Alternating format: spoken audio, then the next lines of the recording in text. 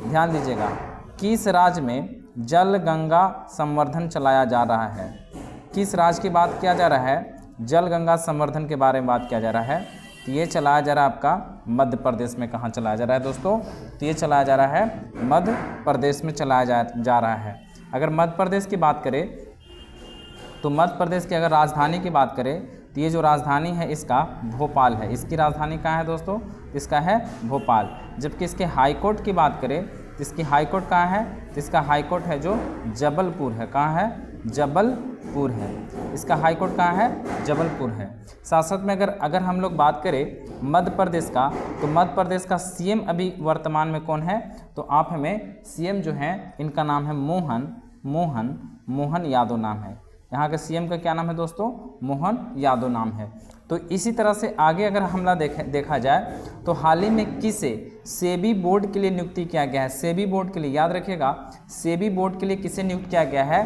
तो सेबी जो बोर्ड है उसके लिए जो नियुक्त किया गया है वो नियुक्त किया गया है सुमन तोमर को। किसे नियुक्त किया गया है दोस्तों? सुमन तोमर को किया गया है। सेबी का जो होता है, सेबी की अगर स्थापना की बात किया जाए तो सेबी की स्थापना जो हुआ है 1982 में किया गया है। सेबी की स्थापना कब किया गया है? सेबी की स्थापना। और ये जो होता है सेबी जो होता है वो स्टॉक मार्केट पे नियंत्रण रखने का काम करता है। किस पे नियंत्रण रखता है? जो भारत के जो भी स्टॉक मार्केट है, जैसे शेयर मार्केट जो भी है, तो सब पे नियंत्रण कौन रखने का काम करता है? तो ये करता है सेबी। सेबी के मुख्यालय की बात किया जाए तो इसका जो मुख्यालय है वो आपका मुख्यालय जो पड़ जाएगा वो पड़ जाएगा मुंबई पड़ जाएगा। कहाँ दोस्तों मुख्यालय इसका कहाँ है? तो ये पड़ जाएगा इसका मुख्यालय जो मुंबई पड़ जाएगा। आइए तीसरे नंबर प्रश्न की ओर। किस राज्य सरकार ने अपनी व्यापक मिनी बस योजना शुरू किया है? व्यापक मिनी बस योजना शुरू किया है तो वो क्या है? तमिलनाडु सरकार ने। किसने किया है? तमिलनाडु सरकार ने। अगर तमिलनाडु के बारे में बात किया जाए तो तमिलनाडु की जो राजधानी है वो राजधानी आपका पड़ जाएगा चेन्नई। तमिलनाडु की राजधानी कहाँ है? तो ये राजधानी है आपका चेन्नई है। जबकि तमिलनाडु में बात किया जाए तो तमिलनाडु का जो नृत्य है यहाँ का अगर नृत्य की बात किया जाए तो यहाँ जो नृत्य है उस नृत्य का नाम है, उस नृत्य का जो नाम है उसका नाम है मोहिनी अट्टम है। इस नृत्य का नाम है मोहिनी अट्टम। नृत्य का क्या नाम है इसका? मोहिनी अट्टम है। साथ साथ में अगर तमिलनाडु की बात किया जाए तो यहाँ की अगर हाई कोर्ट की बात किया जाए तो हाई कोर्ट भी कहाँ है? इसका हाई कोर्ट जो है वो चेन्नई में ही है। तो ये सारा था आपका तमिलनाडु से रिलेटेड। आईसीसी महिला क्रिकेट विश्व कप 2025 का मेज़बानी कौन करेगा? तो अगर महिला क्रिकेट टीम की बात किया जाए तो 2025 का जो मेज़बानी कौन करेगा? तो वो करेगा भारत और श्रीलंका करेगा। तो ये भारत जो श्रीलंका है ये भारतीय उपमहादेश में शामिल है।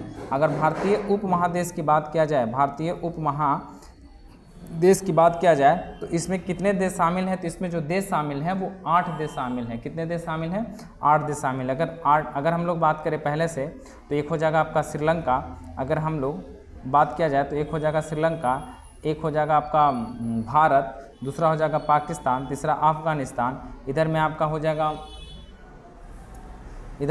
जाएगा ये नेपाल, इसके बाद भूटान, इसके बाद म्यांमार, और ये जितने भी देश हैं सब आपका शामिल कौन हो जाएगा? भारतीय उपमहादेश में। संयुक्त राष्ट्र ने किस वर्ष अंतर्राष्ट्रीय महिला किसान घोषित किया गया? देखिए अंतर्राष्ट्रीय महिला किसान, याद रखिएगा अंतर्राष्ट्रीय महिला किसान किसे घोषित किया गया है? तो ये किया गया है 2025 में किया गया है। कब किया गया है? 2025 में किया गया है। हाल ही में विश्व शरणार्थी दिवस कब मनाया जाता है? विश्व शरणार्थी दिवस कब मनाया जाता है? तो ये मनाया जाता है 20 जून को मनाया जाता है। कब मनाया जाता है दोस्तों? तो ये मनाया जाता है 20 जून को मनाया जाता है। अगर विश्व शरणार्थी की बात किया जाए तो इसका मतलब क्या होता है? तो अगर विश्व शरणार्थी की बात करें हम लोग तो इसका एक मतलब निकल के आता है कि जितने भी देश में जो लोग रहने वाले हैं, जैसे मान के चले कि कोई भारत में है और भारत से कोई बाहर चला गया, किसी और देशों में चला गया, तो भारत में जो आएगा वो शरणार्थी के रूप में कहलाएगा। और इसके लिए एक विशेष तौर से एक दिवस मनाया जाता है, इसको प्रोत्साहन दिया जाता है, इसीलिए इसे विश्व शरणार्थी दिवस। सरकार ने निजी वाहनों के लिए कितने रुपया फास्टैग वार्षिक पास लॉन्च किया है? देखिए फास्टैग वार्षिक पास लॉन्च किया है तो ये किया है 3000। कितना रुपया किया है, तो 3000 इसका किया है। मारुति सुजुकी ने भारत का सबसे बड़ा इन प्लांट रेलवे टर्मिनल कहाँ ओपन किया है? इन प्लांट रेलवे टर्मिनल कहाँ ओपन किया है? तो ये किया है मानेसर। कहाँ किया है? मानेसर में किया है। मानेसर कहाँ पड़ता है? हरियाणा। अगर हरियाणा की बात किया जाए तो चंडीगढ़ इसकी राजधानी हो जाती है। चंडीगढ़ इसकी राजधानी हो जाती है। एक की बात किया जाए, अगर विशाखापट्टनम की अगर हम लोग बात करें तो विशाखापट्टनम है विश्व का सबसे गहरतम बंदरगाह है। विश्व का सबसे गहरतम बंदरगाह कौन सा है? विशाखापट्टनम है। INS अर्नोला को कहाँ भारतीय नौसेना कमीशन किया गया है? भारतीय नौसेना में कमीशन किया गया है। तो ये जो कहाँ किया गया है दोस्तों? कहाँ किया गया है? तो ये क्या है आपका मुंबई में किया गया है। कहाँ किया गया है? मुंबई में किया गया है। कहाँ फूलों की नई प्रजाति पोर्टलाका भारत में खोज हुआ है? तो ये खोज हुआ है दोस्तों, ये हुआ है जयपुर में। कहाँ हो गया है? जयपुर में हो गया है। नीरज चोपड़ा ने पेरिस डायमंड लीग में कौन सा पदक जीता है? तो ये जीता है आपका स्वर्ण पदक। कौन सा पदक जीता है? स्वर्ण पदक। अगर नीरज चोपड़ा की बात किया जाए तो नीरज चोपड़ा अभी ओलंपिक में वो जीते थे, अभी सिल्वर जीते थे। रजत चोपड़ा ने कौन सा पदक जीता था अभी हाल ही में? तो वो जीते थे सिल्वर।